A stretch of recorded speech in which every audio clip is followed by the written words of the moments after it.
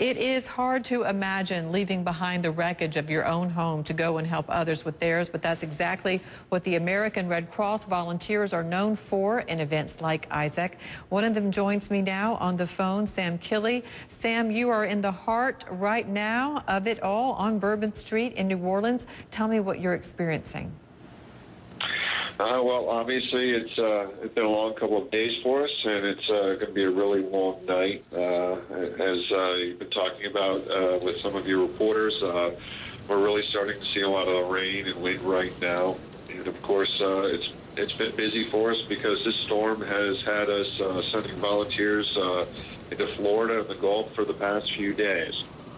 Right. First, you had to think about mobilizing in the Tampa area, and because this was a very difficult storm to track, to figure out where it was headed, did that provide more challenges to figure out where to go and where to set up?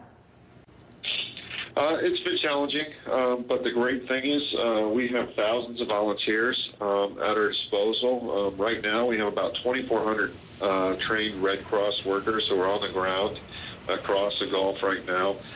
We've had shelters open from Florida all the way through Texas, and we have supplies positioned and staged to help people once the storm passes.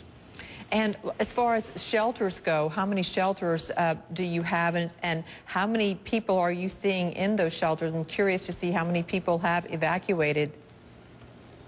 Well, I'll have better numbers as to exactly how many people are in the shelters right now in the morning, but I know that nearly 1,000 people woke up in our shelters just this past morning, and we had nearly 60 shelters that were open. That number obviously has grown throughout the day. You know, it's really good to see that people are, have actually been heeding warnings, and they've heeded the warnings and have taken part in the evacuations. And, depending on what happens, that number could very well grow. Absolutely, because as we've been mentioning, they're in for the long haul with the rain that this storm is going to bring. Sam, I'm curious, what's different since 7 years ago in Katrina as far as the quickness of the response, the setup, and just how the Red Cross deals with threats like this since the disaster of Katrina? Well, obviously every disaster response is different, but, Katrina was a huge disaster, and we all learned a lot of from that experience, and we're definitely much more better prepared.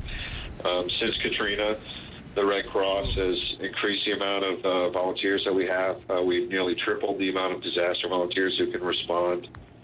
We've established a nationwide warehouse system, and we've actually pre-positioned enough supplies to support 350,000 shelter residents at any given moment if we need to.